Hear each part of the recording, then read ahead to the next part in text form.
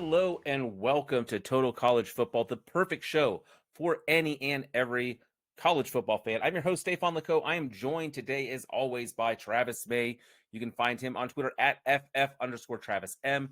You can find him over at A to Z Sports, of course.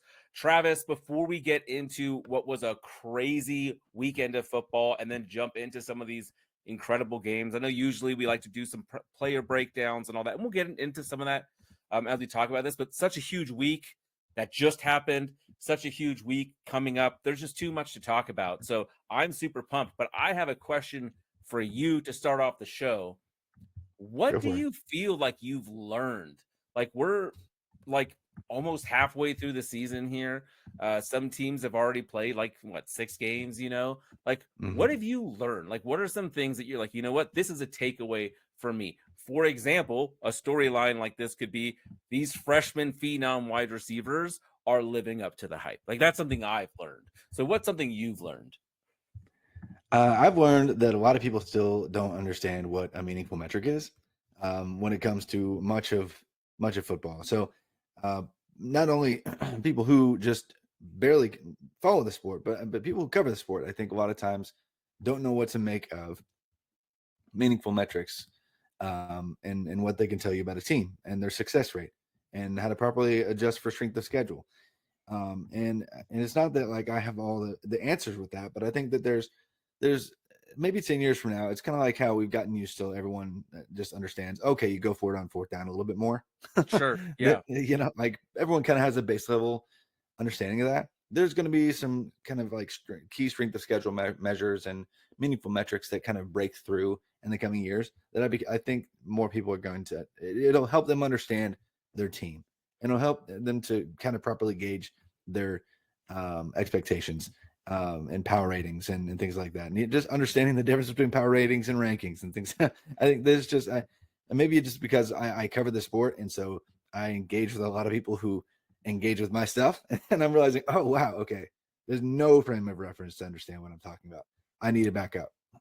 Yeah. And I think part of that is because for the most part, I think the NFL has consumed the landscape, and strength of schedule is still meaningful, but to an exponentially different degree than the college football landscape, where the difference between an SEC school and a Group of Five school is immense. And so I think Yes. in that regard, like if comparing Alabama, a game against Alabama and Middle Tennessee State is not the same thing.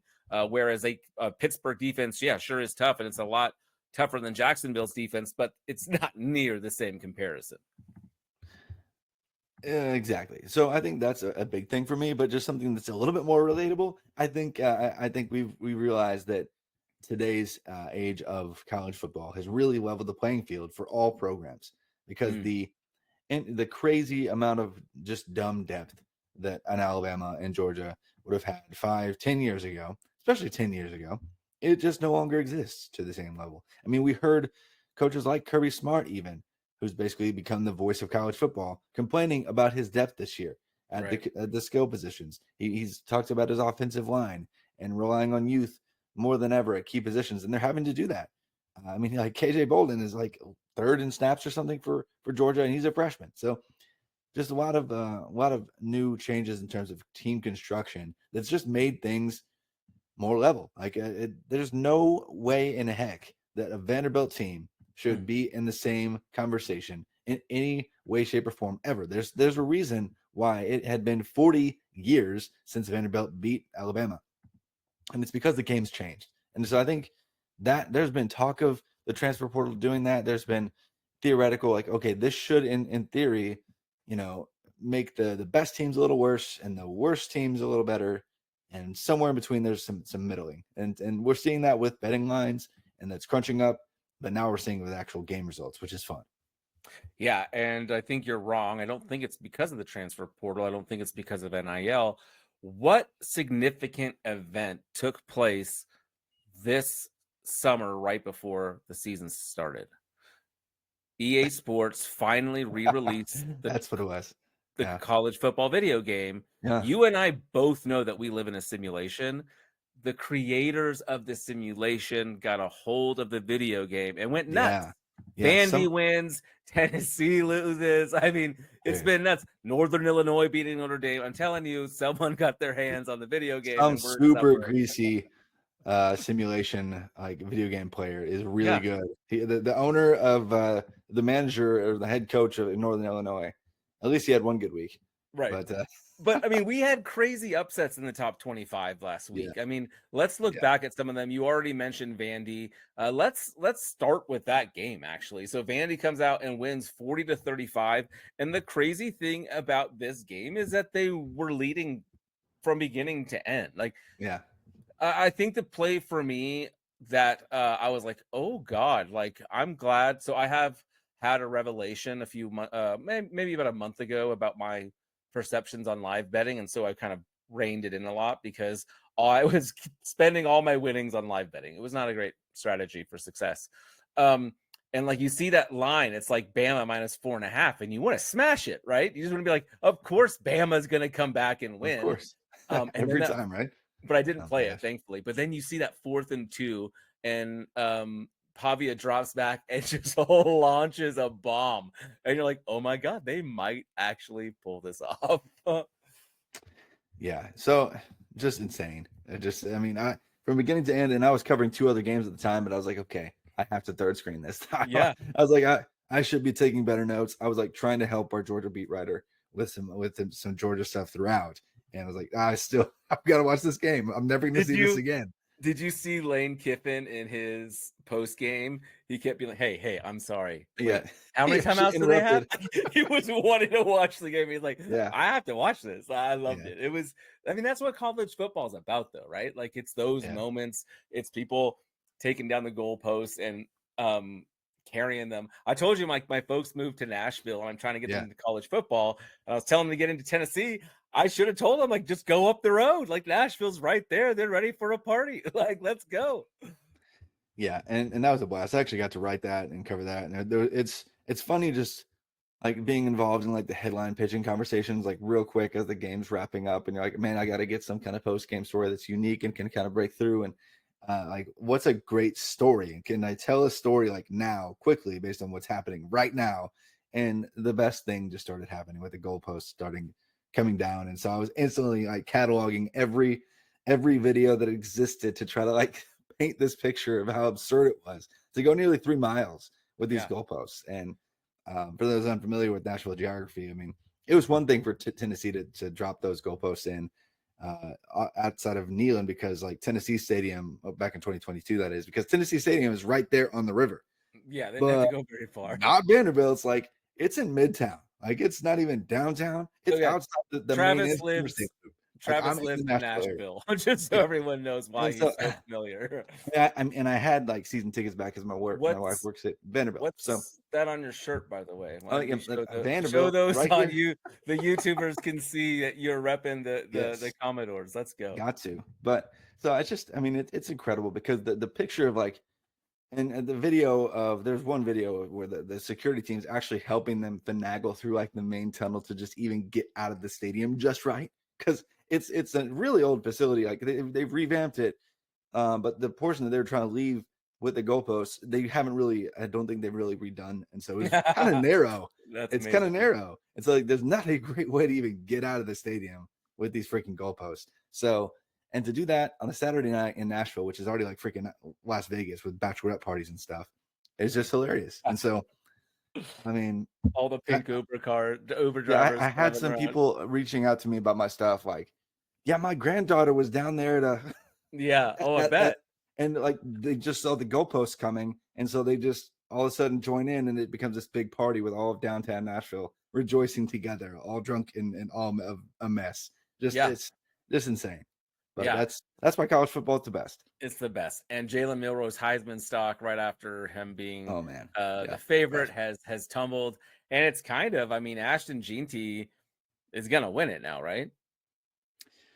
I mean, unless Quinn Ewers does. I mean, at this point, Travis over 1,000 yards. Like, it's gonna be incredible. Yeah, over 1,000 yards in like 5-6 games. Yeah, half the season. Yeah, 5 games. So that's just gonna happen. probably, but Louisville lost to SMU. That was a pretty big upset there. I don't think we have to spend a ton of time on that. no. I was just dumbfounded by this Missouri Texas A&M game.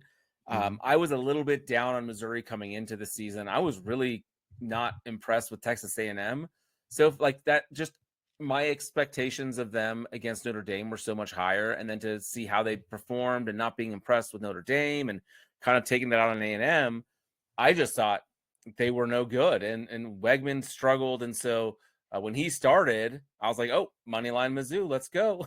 And Mizzou is No. man, they're those red flags we saw against Boston College, and Vanderbilt and the like. But there's reason for concern there, and I think one of the takeaways I had, like, what have I learned is I've been a little bit disappointed in some of these high end wide receivers, like the returning guys like Luther Burden, and I think it may not be his fault. Like Brady Cook maybe is who we thought he was.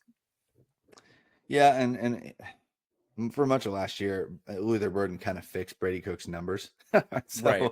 it seems like the opposite is happening in the other direction, where Brady Cook is just ruining Luther Burden's. And same with Ted McMillan, honestly, because Noah Fafita is playing like a much worse version of himself. So yeah, just some disappointing results at the very top with that. But I'm not super concerned because we've seen these guys do this before. And so we kind of know who they are in a very large sample. So I'm not really that concerned about their stock.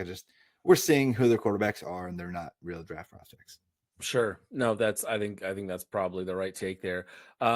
Tennessee falls to Arkansas, a game I was on Tennessee minus 13.5. I did not see this one coming. I continue to be impressed by Tennessee's defense. I'm concerned with the lack of explosive plays from Tennessee's offense. It seems like we have a better quarterback than what we had with Rocket Man. What was his name? Joe Milton. Yeah, you. Nico's good. He's just young. I mean, he's like fifth start or whatever, sixth But start. it just goes to show how, not you and me, Travis, but how for granted Hendon Hooker was, like people just kind of overlooked him. Like he's a system quarterback. And no, it takes more than just being in the right system. Like you have to have skill, and Hendon Hooker had that. And so Nico, can he get there this year? I'm curious to see. I feel a lot less comfortable with my plus 100 Tennessee to make the playoff than I did before Saturday. Yeah. They're probably right on the fringe of not making it, actually. So shut your mouth, Travis. I mean, you shut your mouth. I mean, just based on how things are going, I mean, maybe a bunch of other teams are gonna, knock each other out, but that's gonna happen undoubtedly. We just don't know where. Yeah, but the thing is, Tennessee still has to play Alabama and Georgia. Oh yeah, so they're gonna surviving. So now they have to survive one of them. Otherwise, if you're 9-3, like I've heard some chatter that 9-3 SEC team could make it. Probably not, actually. Who knows? That's my take right now. Like, who fucking knows? If everybody just kills each other off, maybe. They get that. You're gonna. But you don't want to count on that. You don't want to count. No, you're going to be the fifth place team in the SEC at best, if not worse than that, down the stretch if you're 9-3 overall. So I'm going to say, I mean, based on like this, any kind of simulations work you want to look at, for the most part, you need more than. But you're on the outs if you're 9-3. Long story short. What we've seen from Georgia and Alabama, like I wouldn't be surprised if Tennessee pulls out one of those games. I wouldn't know which one, and I wouldn't know how.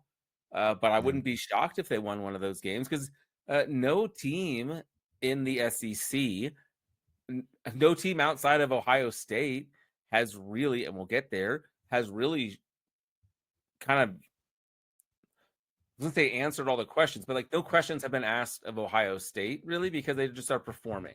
Whereas all these other teams, even if they're undefeated, it's like, yeah, well, but, and why, there's questions for all of these guys. And now most of them in the SEC have a loss.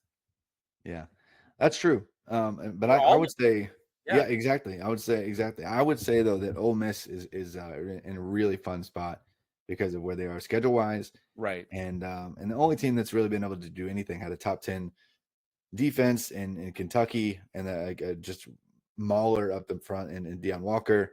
and they basically just played coward ball for the entire game and played keep away. And maybe some other teams can do that and just ugly it up. But if you don't ugly it up against Ole Miss, they're just going to beat you because their offense is too fast, too efficient, too good at everything. So they're just at a really fun spot too. So I don't know.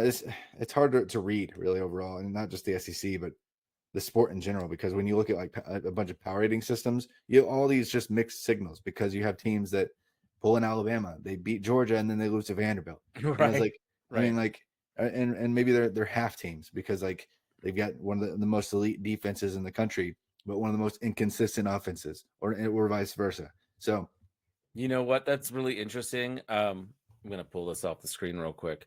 I was at a sports bar the other day, and I met an awesome couple from Iowa, and he was wearing like an Iowa football shirt, but it said Iowa on it, but instead of an O, it was a D.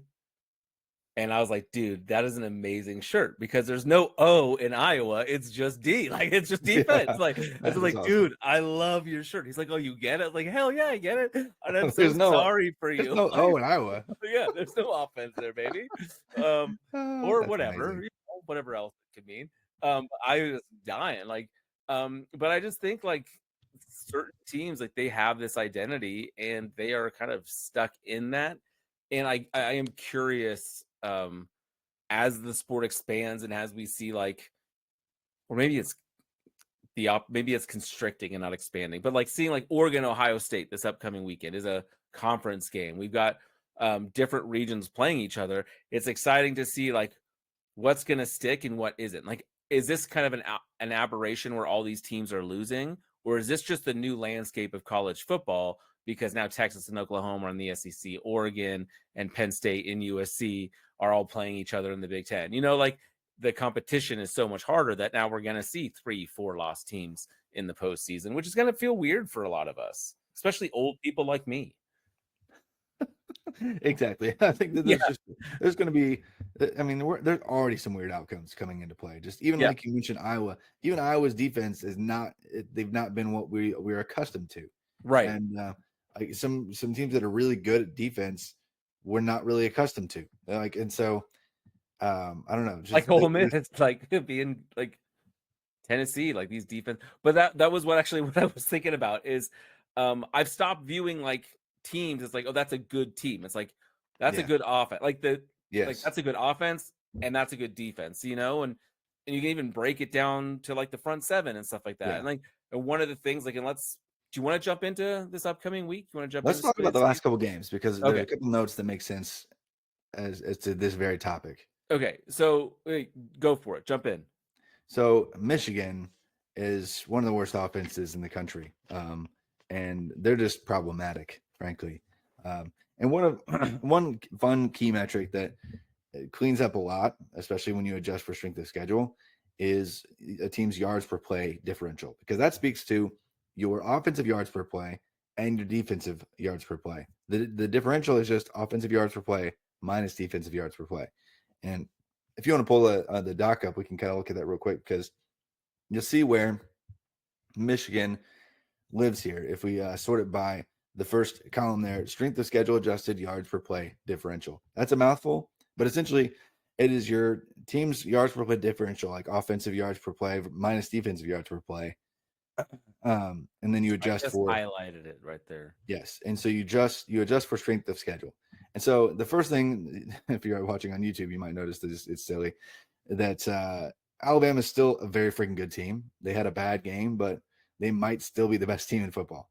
And then You know, second they is, had it again. They had a bad. I mean, they made a couple mistakes on offense. They had a yeah, bad defensive game, yes, a yes, really bad really bad defensive defensive game. game. Yeah, they fell apart in that regard. But their Um, offense was still not terrible. exactly. But them and Ohio State coming into the week were the only two teams that were like top 12 in terms of offensive and defensive efficiency measures by most metrics anyway. But anyway, so that's the reason why they're still 1-2.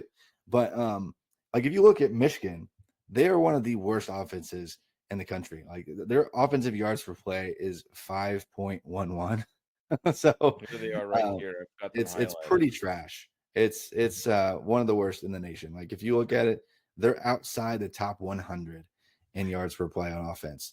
which for an offense, I mean, Michigan is not normally a crazy efficient offense in general, but they're one of the worst in the nation. And so their defense, in combination with that, their defense is worse than it was last year, despite the fact that they have Will Johnson, Mason Graham, Kenneth Grant, Derek Moore, Josiah Stewart, a laundry list of future pros still playing on the team. Jerome Moore made some weird staff decisions this year that goes into it. But when you look at simple stats like yards per play differential, I think it gives you a better idea of the balance and overall weight and success across offensive and defense.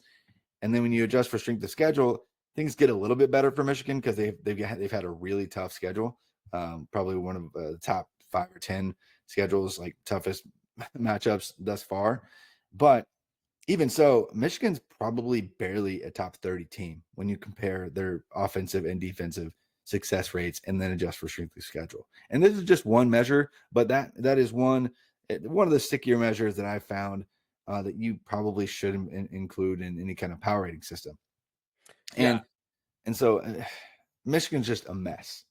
That's the conclusion. And so it makes sense. Like I straight up picked Washington to win, and I think Washington should have won by a lot more than they did this past week. So you'll notice by that same column, if you sort again by strength of schedule, adjusted yards per play differential, Washington's really high because they have had pretty tough schedule and they've had some bad breaks. If you do a lot of the post game win expectancy looks at even the games that they lost, it doesn't really make sense. Like the Washington State game, like John Mateer like had a weird performance at quarterback, and at the Rutgers game, that was just Rutgers uglying things up as they do, because that's against good offenses. That's the only way they can win. And so, like, if they played that game 9 times, 10 times, 9 more times, rather, Washington wins 9, probably. And so I think we're going to see that continue to emerge down the stretch this year, that Washington is just going to keep winning and keep winning and keep winning. And so when you look at the overall offensive and defensive efficiency across the board, it makes more sense of some of these games that we've seen. But Michigan's just bad. And so I was just waiting for them to blow up. They should have lost the USC game if it weren't for Kilo Millings. They should have lost we want another one of the games too. It's just the outcomes are not always reality, and are like the best version of telling reality for like how good these teams are is what I'm getting at. A team I see ranked awfully high that I happen to love is our Indiana Hoosiers, who, there's a beautiful saying in the world, good teams win, great teams cover. And when Coach Sig decided to go for it on like 4th and 3, because he wanted to get us that cover, that minus 13.5, like I was in a group text with my buddies from Ready Bet Action, and I told them, I was like, if he does this and we get this, I'm buying a Hoosiers hat. So I'm buying a Hoosiers hat, and I'm really sorry, because I know that's gonna hurt you just a little bit as a Purdue man. Yeah, as a Purdue alum, that hurts. But Purdue, I've recognized that they are one of the worst teams in the country. Not even just power conference, just across the board. Which you kind of knew that going into the year. I remember when we did our Big Ten breakdown, you were pretty low on them. Yeah, but it's just, and it's funny with the good teams trying to cover. I know for a fact that there are teams that their head coaches have an agreement with the NIL collective, and if they do cover, their NIL collective gives them a boost.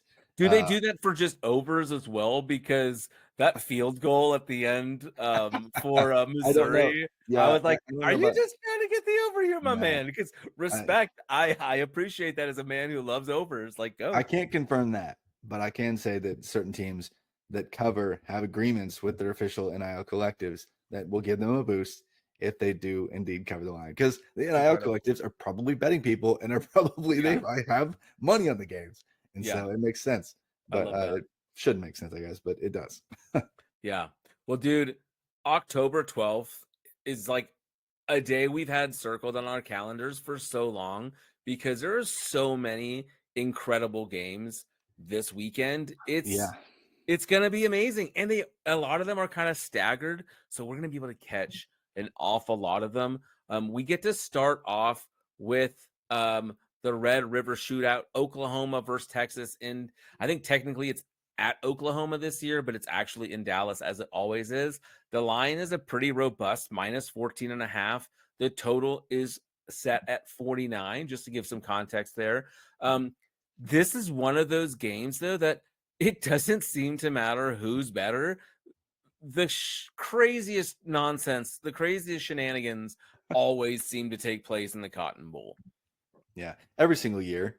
But even so, I think that this year is an exception where Texas is, don't get me wrong, Oklahoma's defense, what they did against Tennessee, that was great. They've got some good players that are stepping up this year. Robert Spears Jennings is one of the best defensive backs in the country. Grayson Halton is cleaning up in the middle. They've got a lot of good players. They might get Desan McCullough back this week, and if he is back, he could plug back into the cheetah position in Venable scheme, which that would kind of change the whole back end. Lots of things that are moving pieces for Oklahoma's defense that suggest they're still going to have a good defensive unit. However, they're without like basically any wide receivers, at least any wide receivers that are completely healthy. Like Nick Anderson still out. Deion Burks has not really been himself. This year has not been explosive, like not what he was even in the spring game or even last year for Purdue. They're probably going to be faced with Farouk has missed time. Jalil Farouk, that is. And then they're probably going to be leaning on Jaquez Petaway, who's like a really fun sprinter. I have him in some college fantasy leagues, but I'm not counting on him because he's not really done it. Like he had like a 10-4 100-meter time in high school, but they have some real offensive worries at this point because a few of the running backs have struggled as well. Taylor Tatum, I think, is going to be back for running the true freshman, high pedigree guy. But Gavin Sawchuk is a dude that I keep waiting. I have him I have him in college fantasy, and I just keep waiting. Like he was a highly rated recruit, and it just doesn't happen, and it's frustrating and disappointing. Yeah, he has been disappointed, especially this year. He's just not been efficient. Michael Hawkins came in and gave him a spark on offense, and he's a really fun dual threat. But when you're facing Texas, and not just any Texas team, but a Texas team that is allowing the second fewest defensive yards per play in the country, that's good luck. Like the second lowest defensive adjusted passing yards per attempt in the country. Again, good luck. Allowing the lowest explosive play rate in the country, that is the Texas Longhorns, the lowest, less than 3% of their plays go for 20 or more yards. And not only that, they're only allowing like about 1 in every 5 plays to go for a first down, which is third only behind Ohio State and Utah. Like the list goes on. It's absurd how good Texas's defense is. And I'm afraid that regardless of how good the defense is for Oklahoma, it just won't matter because Oklahoma will not be able to score. Sounds like you're leaning Oklahoma team total under. Respect. I like that a lot. I think too, return of Quinn Ewers will be very interesting. I don't know if this goes into anyone else's mind, but if I'm Quinn Ewers and I see what took place last week, I know that if I ball out in this game and then continue on into the playoff, I'm going to win the Heisman Trophy. So I have high expectations. If I could bet Heisman odds, I can't in Colorado, but I would be putting money on Quinn Ewers right now is the time to bet him.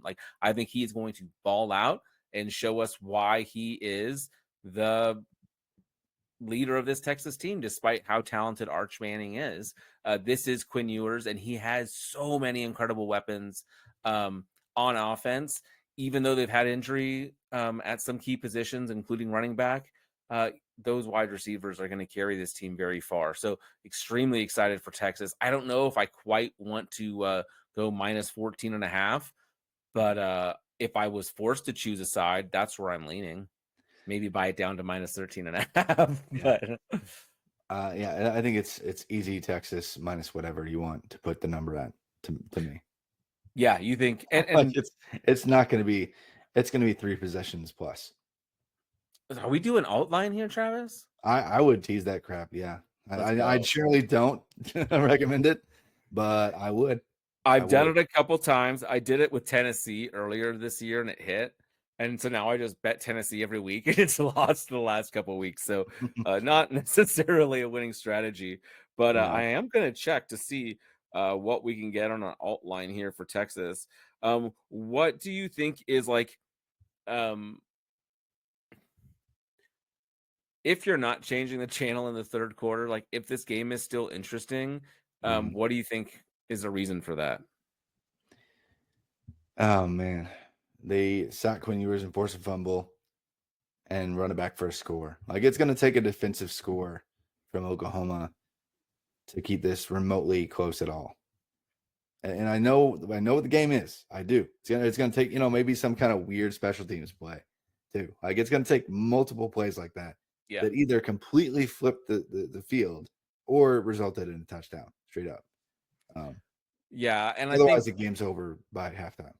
yeah, and so you can get minus 21 at plus 164, which is, I was maybe hoping for a little bit more than that, but um, I think yeah, like the way this would go sideways is like, oh, you knocked the quarterback out of the game, but in this It instance, doesn't that matter. doesn't matter. Like Like, you could probably do that twice, and their third quarterback would still start for like half of the Big 12. would still start for Oklahoma. Yeah, I Yeah. mean, yeah. So yeah, so we're anticipating a not so exciting game, and Oklahoma really struggling to score. That's what it sounds like. Yeah, I mean, like if you look at all their advanced stats, offensively, like the offensive extremes of Texas mirror almost exactly how awful Oklahoma is at offense. Like Mm, I mentioned the explosive play rate for Texas being like the best in terms of allowing the fewest explosive plays. Oklahoma is the fifth lowest explosive play rate in the country. mm. So they already can't do anything in terms of having plays that flip the field on offense and doing it. And it's because they've been so banged up that they're like on wide receiver 17. So I get Yeah. it, but the rushing game has not been efficient either. And Michael Hawkins is going to try to play hero ball, probably make it worse. Like I can imagine him making it worse and losing a fumble, throwing a pick, an extra pick, and the game getting out of hand in the other direction because they're just going to have to be throwing early, and that's not where they succeed. Yeah. I feel like Jackson Arnold is going to succeed somewhere else, but we'll talk about that in the offseason when we figure Yeah. out where that somewhere We'll else see. is. What game would you like to tackle next? Oh man. Um, I let's save Ohio State and Oregon. So Yeah. we'll let you pick something else. All right. Outside of them. Let's talk about kind of a low key game, but shouldn't be. Number 4, Penn State traveling to Los Angeles to take on USC. USC has really kind of they started the season off on this high, like, oh man, this defense Yeah. is great. Like Lincoln Riley figured this out. Like, watch out. And then they just lost to Minnesota after losing to Michigan. So to me, Yeah. the No. line is 4.5, and I feel like a dummy because I just feel like I need to, even though I'm not like completely convinced with Penn State, they're pretty familiar. They've gone to some Rose Bowls. Like they know how to go to the West Coast. I'm ready for that. I don't think that's gonna trip them up. They've played in more intimidating, atmospheres. I'll take Penn State minus 4.5. Not sure what I'm missing here. What am I This missing is super anecdotal, and I hate this type of thing. But here? Let's go, because that's always the best. it is, It's a but look it's so ahead true. spot. Well, that also, but so just for some reason, and this year or not, just teams that have traveled like more than like two or more time zones have just done horribly. Um, But and isn't USC just skewing that number because them and uh, UCLA just suck butt so much?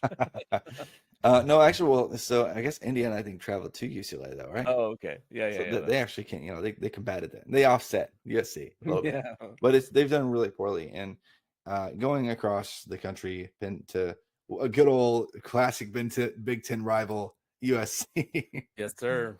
That's anecdotal, but I don't like that. But I also don't like the fact that Penn State has increased a lot of their key rate stats, and Drew Aller has, opened it up a little bit more so than he did last year. And in terms of like drive sustainability, like they're way up there. Like down to down success rates are way higher. However, still, they're not in the Ohio State tier. Like even though they're ranked really, really high, almost all their meaningful rate stats from explosive play rate to adjusted yards per pass attempt, overall yards per play, anything like that, you're gonna find that they're not at the very top.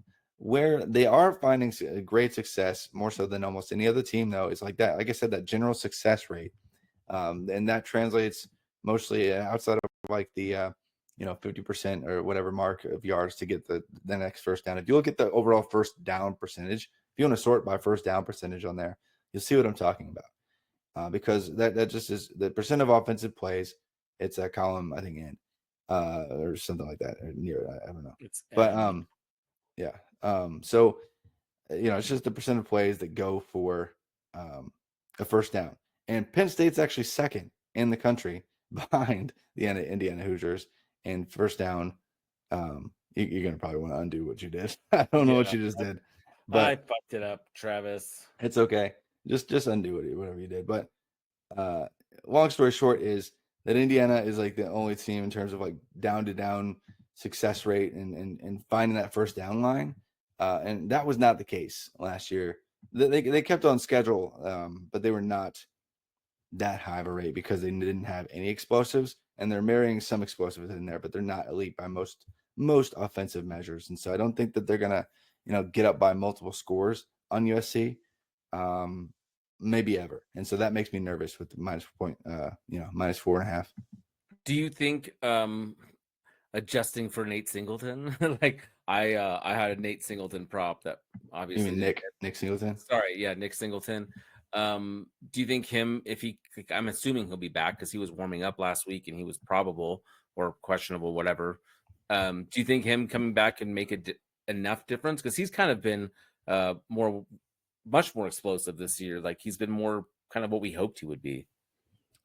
Yeah, but I think in terms of a down to down success rate, he's still a little sloppy.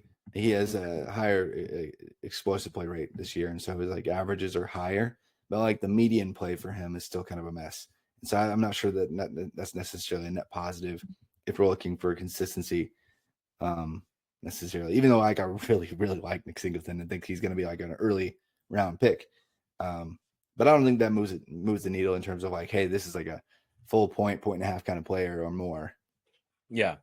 One of the things that I also look at is this Penn State defense. I think guys like Abdul Carter and like USC's just struggled against Minnesota, and Minnesota's got a tough defense, sure, but not near as tough as Penn State's. Do you think USC can? Again, they're not going to be on the road; they'll be at home. Do you think USC is going to be able to get up and score against this? What at times has been an elite Penn State defense. Again, they did give up a bunch of points to Bowling Green. So what all does it mean? I don't know. On a week-to-week basis this year, it's so tough. But I could see Penn State shutting down Miller Moss. Yeah, and the USC has been a little bit inconsistent, but so has Penn State. So I'm not sure that I have like a super confident play on this like I normally do when it's USC involved because there's like normally some kind of weird extreme to their season, but they haven't really been that this year. So I think it's just I know that Penn State's not quite in the elite tier, and I know that USC has flashed pretty solid results against a couple of different opponents already. And so I'm just a little bit scared to say that, man, Penn State's going to shut it down, because like if you look at their opponents, yes, they've had good defensive metrics, but if you look at their strength of schedule, yeah, they've not played juggernauts by any means. No. And so I mean, they did play that just kind of scares me a Michigan. little bit. Yeah, they basically played almost like a neutral strength of schedule across the board in terms of like the full like all the teams in all of FBS, but in terms of Power 5 Power 5 schedule though it's a little bit below average, and so I'm a little hesitant. Yeah, no, and I think that's fair. So you don't have a lean one way or the other at minus 4.5. No, that's just, I mean, inside of that one possession, it's just like a bounce of a ball, and that makes me it makes me nervous. Like just annoying last second covers, or it does go to overtime or something dumb, and it's one of those games where there are way too many outcomes that are like clustered that I don't like that at all. Just avoid. Yeah. No, that's fair. Let's jump back to the SEC real quick. This game, I think, most weeks would be one of the big hyped up games, but given the slate, like it's kind of not been talked about as much. Ole Miss is traveling to LSU, number 9 versus 13 here. Ole Miss -3 pretty high total of 63.5. LSU is a team that's really hard for me to kind of wrap my mind around because they kind of feel Jekyll and Hyde-ish to me, and it's tough to trust that defense. And then at times it's tough to trust the offense as well. But then again, Ole Miss has had some stinker performances of their own, and it has cost me money on more than one occasion this year. So I feel nervous with this -3 line. It feels like trappy to me. And I feel like I'm going to play Ole Miss -3 and lose. That's exactly what's going to happen. And I'm not going to understand why. So tell me why that happens, unless you think Ole Miss -3 is the play. Ole Miss -3 is the play. With that said, I will say LSU has bounced back from the week 1 loss, which was Brian Kelly just loves to do that for some reason. But and they lost Harold Perkins, who was supposed to be a big deal. But the defensive coordinator was again completely wasting his best attributes this year. And so I was really confused as to what they were doing with Harold Perkins' usage again. Yeah, we talked about that week 2 or 3. Yeah, it was just like you're just dropping him into coverage and not utilizing the best skill set that has made him, the weapon that he is. Anyway, a few good players have stepped up, like Greg Penn at linebacker, and really both Weeks brothers have done okay just to kind of fill the gap there. Braden Swenson's really stepped up at pass rush for them, but they still have issues at the defensive, every defensive line spot outside of Braden Swenson on the edge, essentially. And so I have questions there. And then if you look at the back end of the defense, they've been really spotty at best, moving some players around. JB and Tavano, like moving into like the star role for them.